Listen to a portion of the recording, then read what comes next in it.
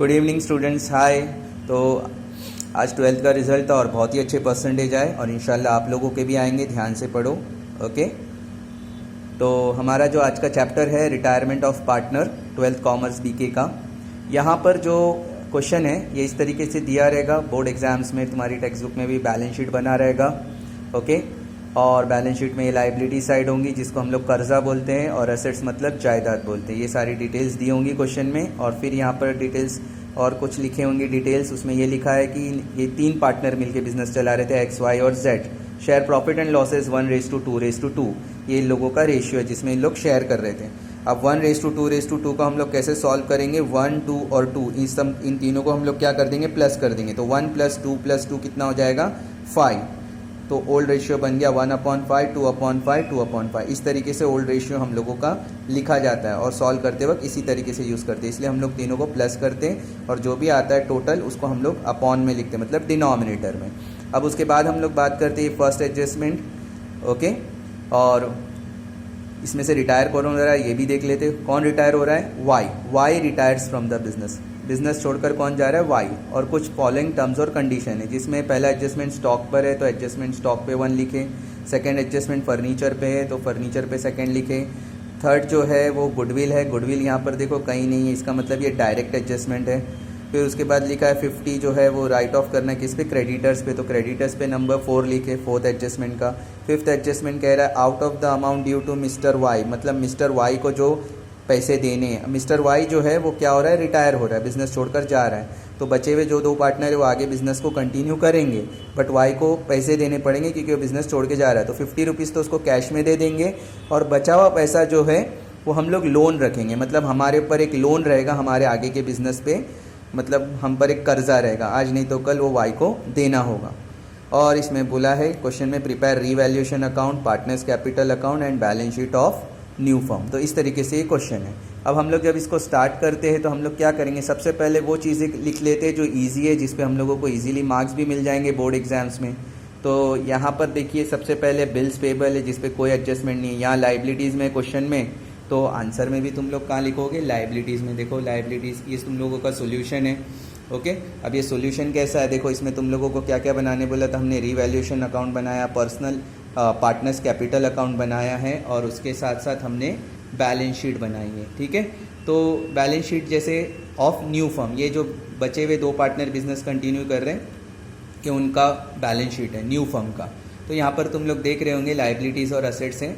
जैसे हमारे क्वेश्चन में भी बैलेंस शीट है वैसे हमने यहाँ पर भी एक बैलेंस शीट बनाया, और जिस पे कोई एडजस्टमेंट नहीं था, जिसकी मैं बात कर रहा था बिल्स पेबल, कोई एडजस्टमेंट नहीं है। 300 है। तुम लोग सॉल्यूशन में जाओगे सेम कॉपी पेस्ट कर दोगे, बिल्स पेबल 300।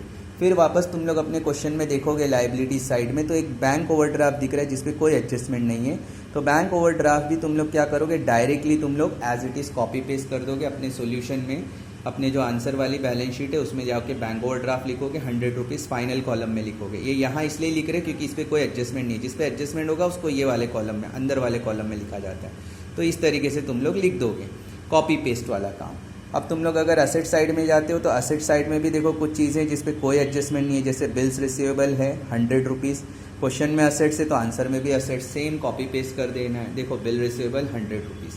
फिर तुम लोग अपने क्वेश्चन में जाकर एक बार चेक करो तो डेटर्स है जिस पे कोई एडजस्टमेंट नहीं है, 300 रुपीज़ है। इस पर भी कोई एडजस्टमेंट नहीं है, कॉपी पेस्ट कर दो, अपने असेट्स में जाओ और डेटर्स लिख दो 300 रुपीज़। एकदम सिंपल है। अब ये तो सारी चीज़ें हो गई। अब जो कुछ चीज़ें बची है वो हम लोग देखते हैं। अब जैसे कि यहाँ पर तुम लोग ने देखा कि लाइबिलिटीज़ में बैंक ओवरड्राफ्ट के बाद जनरल रिजर्व था, तो जनरल रिजर्व का मैंने एक्सप्लेनेशन किया हूँ पार्ट 4th लेक्चर को ध्यान से देखना, जिसमें मैं बताया हूँ कि जनरल रिजर्व कैसे ट्रांसफ़र किया जाता है। लाइबिलिटीज़ में होता है और जब हम लोग इसको ट्रांसफ़र करते हैं हमेशा पार्टनर्स कैपिटल में ट्रांसफ़र करते हैं। जनरल रिजर्व का मतलब क्या है? जो बिज़नेस में प्रॉफिट होता है हर साल उसमें से पार्टनर कुछ पैसा साइड में रखते हैं आने वाले वक्त में काम आने के लिए। अब क्या हो रहा है? बिजनेस में से 3 में से 1 पार्टनर तो जा रहा है पार्टनरशिप फर्म में से, तो बचे हुए जो 2 पार्टनर हैं तो अब ये क्या करेंगे? जो जनरल रिजर्व ये तीनों ने जो बिज़नेस किया इतने सालों से, तो जो जनरल रिजर्व था वो तीनों आपस में डिस्ट्रीब्यूट कर लेते हैं, ओके। तो जनरल रिजर्व जो है इधर है वो क्रेडिट साइड में आ जाएगा, पार्टनर्स कैपिटल के क्रेडिट साइड में। इसको जनरल रिजर्व को क्रेडिट किया जाता है पार्टनर्स कैपिटल के अकाउंट में। अब बात करते हैं तो जनरल रिजर्व इधर 600 है, तो लाइबिलिटीज़ में तो मैंने बताया हूँ कि ये हमारा सोल्यूशन है, partners capital account, personal account होता है, ठीक है। यहाँ पर देखो लाइबिलिटीज़ को हमेशा क्रेडिट साइड में लिखोगे तुम लोग, तो पार्टनर्स कैपिटल के क्रेडिट में देखो मैंने बाय जनरल रिजर्व लिखा हूँ, और इसका कैलकुलेशन ध्यान से देखो, जनरल रिजर्व का कैलकुलेशन काय में करना है, ओल्ड रेशियो में। हमारा ओल्ड रेशियो जो हमने अभी निकाला था 1/5, 2/5, 2/5, तो 600 है क्वेश्चन में जनरल रिजर्व, तुम लोग ध्यान से देखो ये 600 है। तो हम लोग यहाँ पर क्या करेंगे, ये जो 600 है x = 600 × 1/5, ये 1/5 किसका है, x का। तो 5 के टेबल में 5 1 = 5 और बचा 1, तो 5 2 = 10, 5 0 = 0, ये x का आ गया 120। अब बात करते हैं y की, सेम 600 अमाउंट ही लेना है, इंटू y का रेशियो कितना निकाले थे 2/5, अपॉन में जो निकाले थे हम लोग ने 5, राइट। ओल्ड रेशियो तो दिया हुआ है लेकिन डिनोमिनेटर हम लोग को प्लस करके मिला था, तो 2/5, 5 1 = 5, यहाँ पर भी हम लोग 5 1 = 5 करेंगे, बचा 1 10, 5 2 = 10, 5 0 = 0, मतलब 120 आया। 120 को 2 से मल्टीप्लाई करोगे 240 मिलेगा। z का भी तुम लोगों को 240 मिलेगा। क्यों 240 मिलेगा, क्योंकि देखो y और z का जो रेशियो है वो दोनों का सेम है।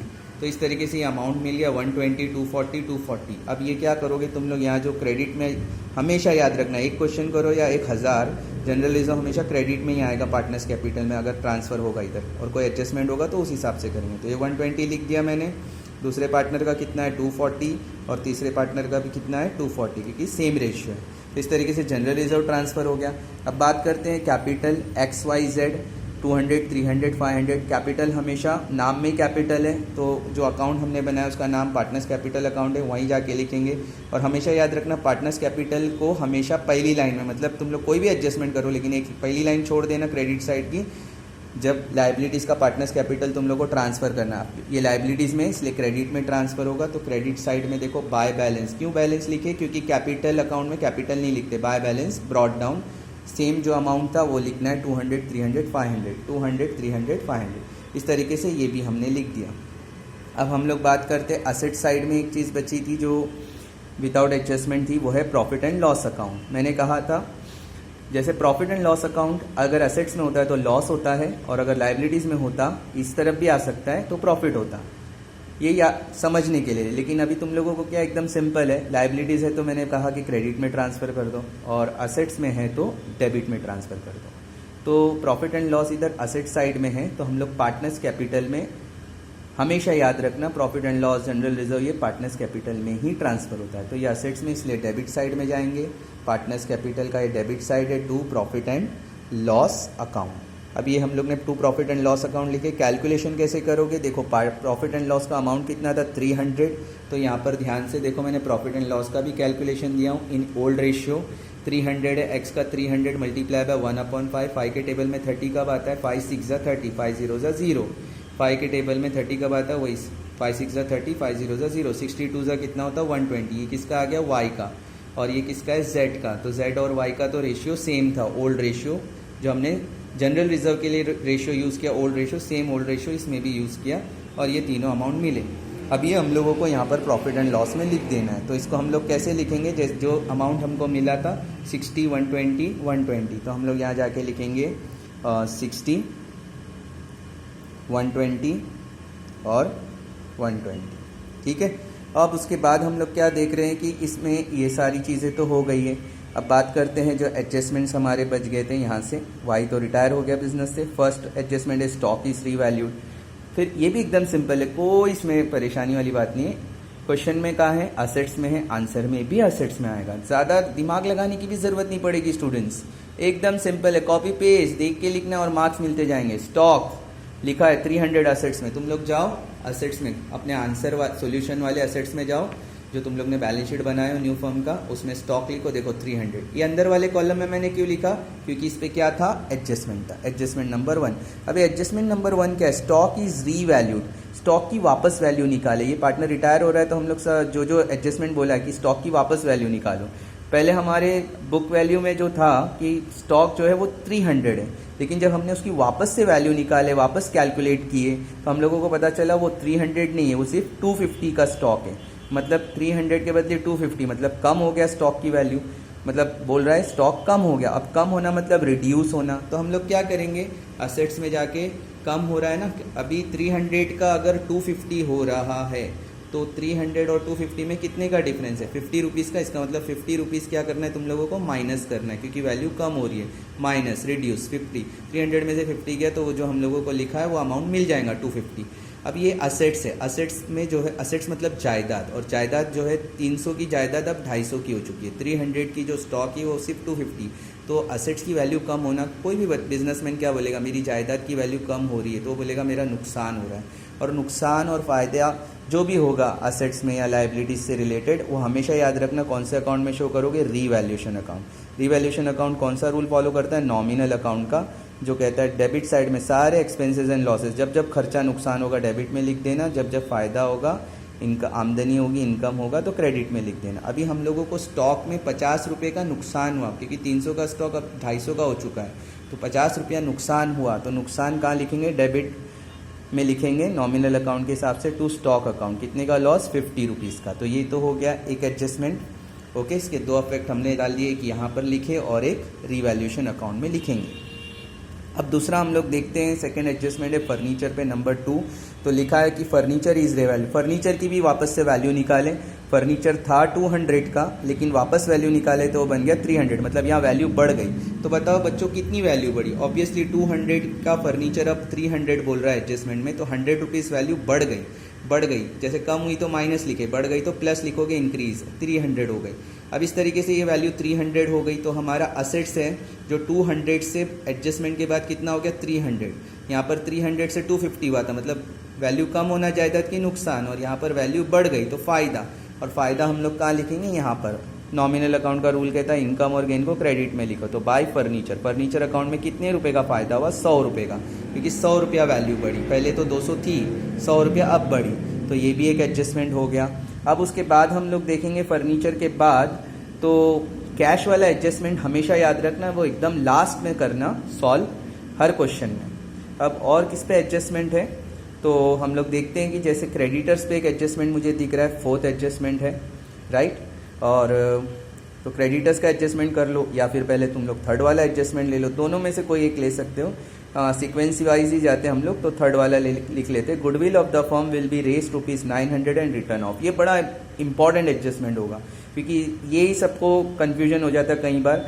और गुडविल वाला अगर एडजस्टमेंट समझना है तो सबसे पहले पार्ट 3rd और पार्ट 4th लेक्चर ध्यान से देखना। तो गुडविल का मैंने बताया हूँ कैसे होता है, इसमें भी सम्स में मैंने बताया हूँ कि कैसे हम लोग जर्नल एंट्रीज करते हैं जब गुडविल रेस्ड होता है। जैसे हमारे क्वेश्चन में कहा गया है कि goodwill of the firm will be raised, raise करने बोला है, तो हम लोग ने गुडविल को क्या करे, रेस करे, गुडविल रेस्ड एंट्री।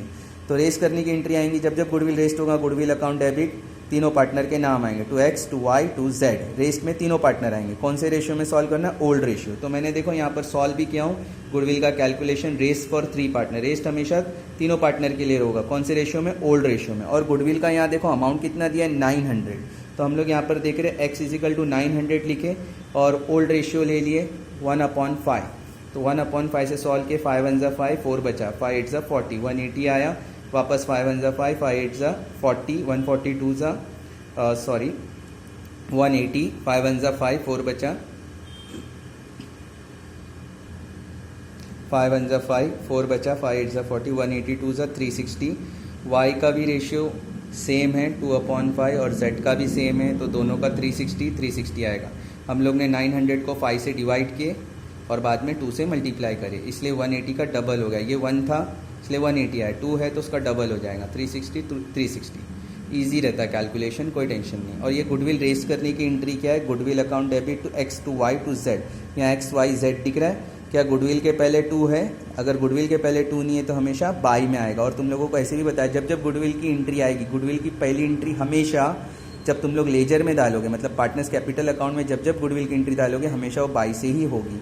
तो बाई से होगी, जैसे कि हम लोग ने अमाउंट देख लिया 180, 360 और 360, तो वो तीनों अमाउंट हम लोग लिख देंगे, 180, 360 और 360। ये हो गया हम लोगों का अमाउंट। अब उसके बाद हम लोग बात करते हैं कि गुडविल को सिर्फ रेस करने नहीं बोला है, राइट ऑफ करने भी बोला है। तो रेस्ट और राइट ऑफ मतलब 2 एंट्री आएगी, तो ये गुडविल राइट ऑफ की एंट्री है। राइट ऑफ में क्या होता है, कंटिन्यूइंग पार्टनर। अभी वाई तो रिटायर हो रहा है, जैसे कि हम लोग ने क्वेश्चन में क्या देखे थे, वाई रिटायर हो रहा है, तो बचा कौन, एक्स बचा, राइट, एक्स बचा। और यहाँ पर मैंने लिख दिया हूँ गलती से, तो एक्स और कौन बचा है, जेड बचा है, राइट। तो यहाँ पर लिखा है कि write off X capital account debit Z capital account, Y तो रिटायर हो गया, X capital account debit Z capital account debit to goodwill account. ये राइट ऑफ की एंट्री है, हमेशा याद रखोगे ना, ठीक है। रेस्ट और राइट ऑफ की एंट्री ये दिमाग में रखना है तुम लोगों को। एक बार गुडविल डेबिट होगा तो दूसरी बार देखो जर्नल एंट्री में क्रेडिट हो रहा है, ये याद रखना है तुम लोगों को। पर ये राइट ऑफ का भी कौन से रेशियो में, न्यू रेशियो। तो देखो मैंने यहाँ न्यू रेशियो भी निकाला है। न्यू रेशियो में क्या करना है, कौन रिटायर हो रहा है, वाई। तो वाई रिटायर हो गया तो उसका 2 हटा दूँ तो बचा क्या, एक्स का 1, वाई तो चला गया, जेड का 2, 1 और 2, 1 और 2 को प्लस करोगे तो हमेशा प्लस करना है तो डिनोमिनेटर मिल जाएगा, तो 1/3 2/3 ये आ गया तुम लोगों का न्यू रेशियो। अब न्यू रेशियो में तुम लोगों को राइट ऑफ, इसके लिए सिर्फ 2 पार्टनर जो कंटिन्यू कर रहे बिजनेस को, एक्स और जेड न्यू रेशियो में। तो 900 लिखे, 900 मल्टीप्लाई बाय 1/3, तो 3 3 = 9, ओके, 300 1 = 300। अब जेड का तुम लोग क्या करोगे, सेम 900 लिखोगे इनटू जेड का नया रेशियो कितना है बच्चों, 2/3, तो यहाँ लिखोगे 2/3, सेम 3 3 = 9, 300 मल्टीप्लाई बाय 2 कितना आया, 600।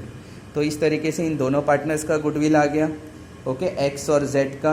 जैसे मैंने कहा कि यहाँ गुडविल के पहले 2 नहीं था तो बाई में लिखे, यहाँ गुडविल के पहले 2 है तो 2 हमेशा लेजर में डेबिट साइड में आता है, और जो अमाउंट हम लोगों को मिल चुका है 300 और 600 वो हम लोग लिख देंगे यहाँ पर 300 और 600।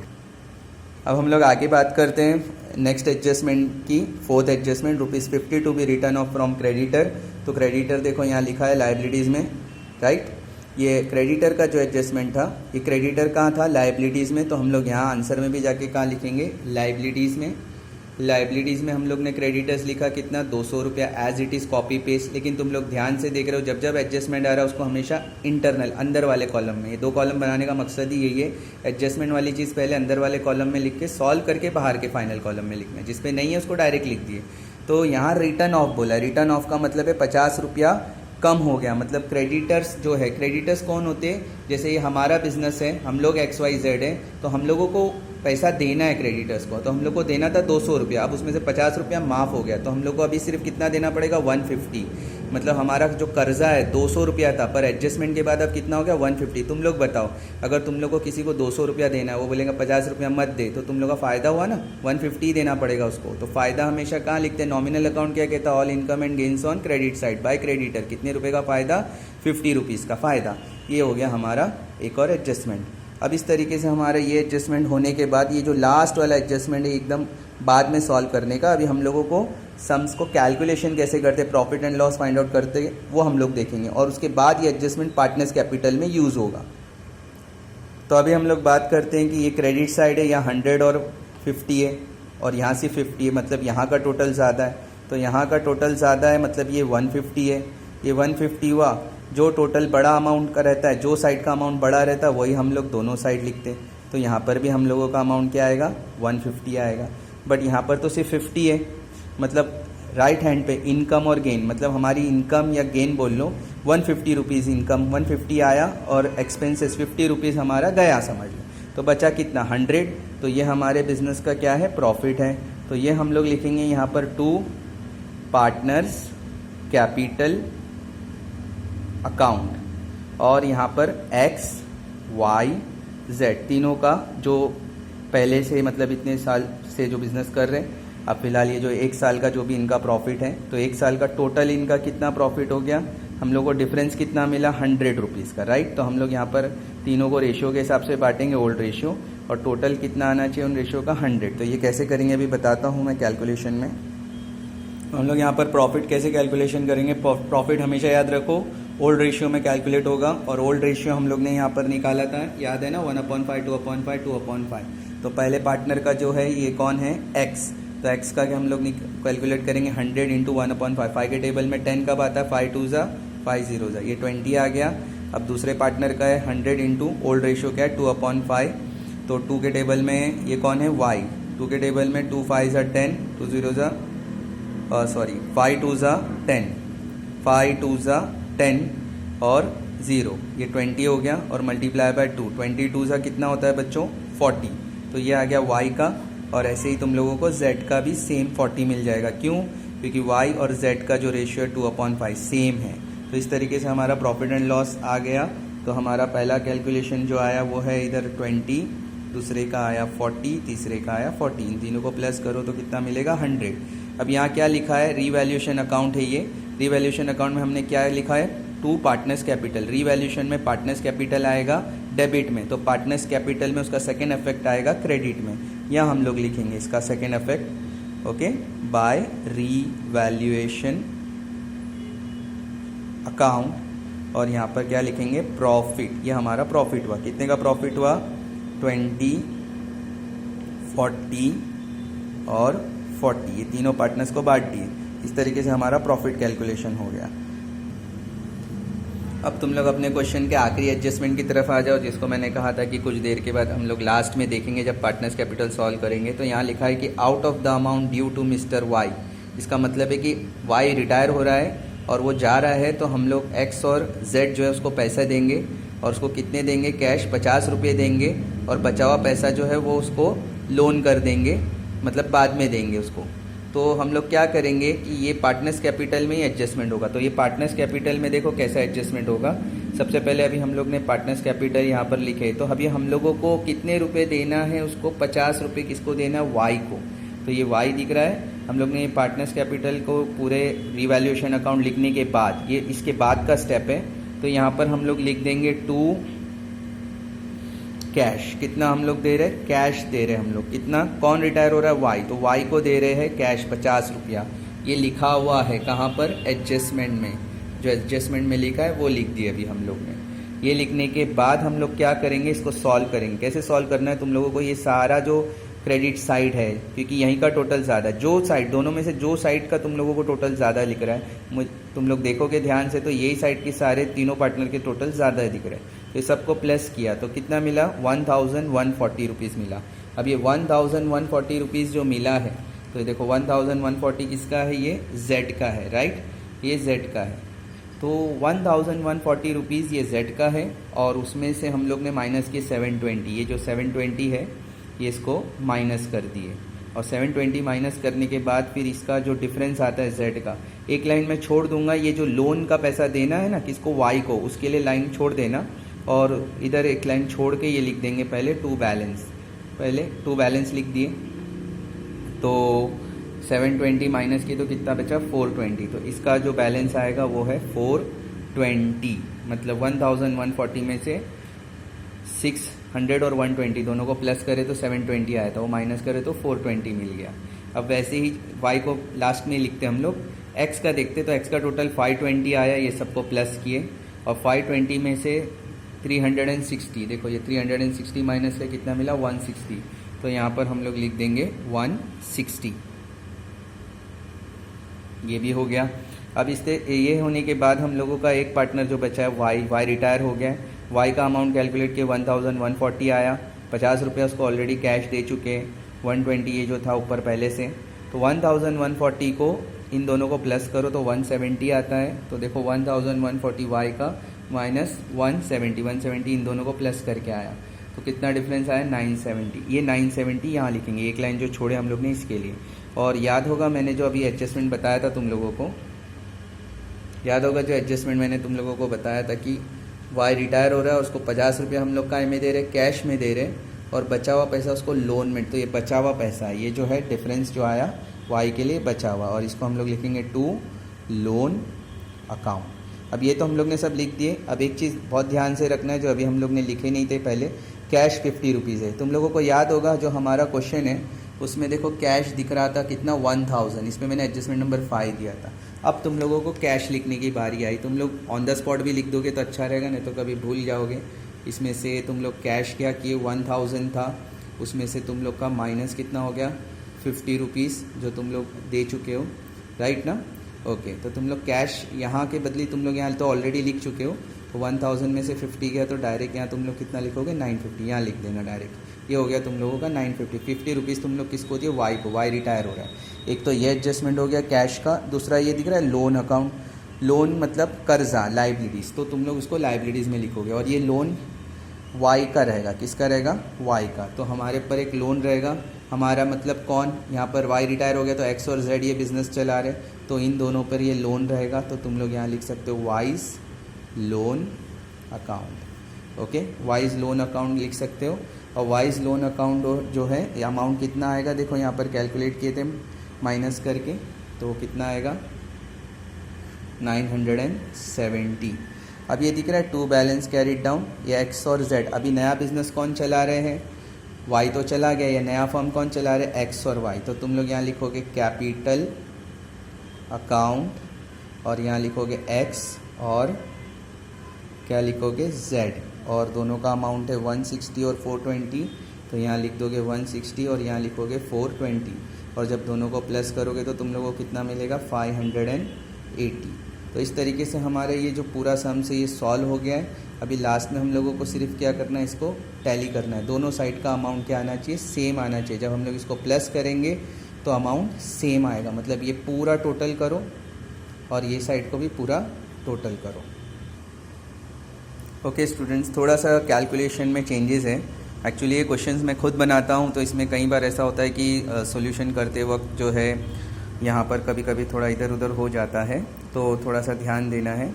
ओके, तो कैसा है कि एक हाथ में मोबाइल भी रहता है और दूसरे हाथ में, तो थोड़ा सा प्रॉब्लम हो जाती है कभी कैलकुलेशन में। तो ध्यान से देखो स्टूडेंट्स, क्या हो रहा है कि यहाँ पर जो है खाली वाई के कैलकुलेशन में थोड़ा सा चेंजेस है, बाकी सब सही है। वाई का कैलकुलेशन कैसा था, मैंने पहले 1140 था, एक्चुअली ये ऐसा आएगा, इन सबको प्लस करें तो 940 आएगा। 940 में से 120 और 50, ये पूरा टोटल पहले करो, 940 आएगा, इन सबको प्लस, और 120 और 50 इन दोनों को प्लस करके माइनस करोगे तो ये डिफरेंस अमाउंट मिलेगा 770। ओके, जैसे देखो मैंने यहाँ पर किया है, ये किसके लिए है, वाई के लिए। 940 था, ये क्रेडिट साइड में था, और डेबिट साइड का जो टोटल था 120 50 170 होता है, माइनस कर दिया तो 770 मिला बच्चों। तो मैंने यहाँ पर 770 लिख दिया।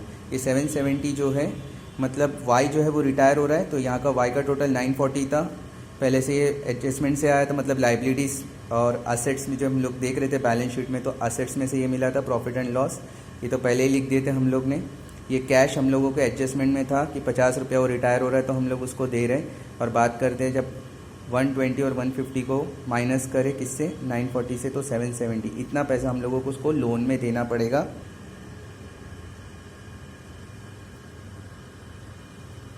ओके, ये ऐसा क्वेश्चन में लिखा हुआ है, देखो यहाँ लिखा है ना, ट्रांसफ़र 50 रुपीज़ उसको कैश में दो, और जो डिफरेंस आया हम लोग ने जो माइनस करके जो हम लोगों को डिफरेंस मिला 770 को काय में ट्रांसफ़र करो, लोन अकाउंट में। तो हम लोग ने यहाँ 770 जो है वो हम लोग ने जो डिफरेंस आया माइनस करके वो लिखे, और लिखने का क्या, टू लोन अकाउंट। और लोन मतलब कर्जा, कर्जा कहाँ आता है, लाइबिलिटीज़ में, तो वाइज लोन अकाउंट 770 हम लोग ने लिख दिए इधर कर्जे वाली साइड में। ये भी हो गया हम लोगों का एडजस्टमेंट, 770 यहाँ लिख दिए, वाइज लोन अकाउंट 770। अब जब हम लोग इसको कैलकुलेट करेंगे, सबको प्लस करना है, तो इस सबको प्लस करें, 950 100 300 250 और 300, तो हम लोगों को मिलेगा अमाउंट 1900। और इसको भी जब प्लस करोगे 300 100 400 500, ओके, 1000 यहाँ हो जाता है, और फिर तुम लोग इसको प्लस 1700 1850 और 50 1900, यहाँ पर भी सेम आ जाता है। इस तरीके से सम्स क्या हो जाएगा, टैली हो जाएगा। ओके स्टूडेंट्स, कोई भी डाउट हो व्हाट्सअप करो, बताओ मुझे। Okay, very easy. ओके, थोड़ा कैलकुलेशन पे ध्यान देना। That's all for the day.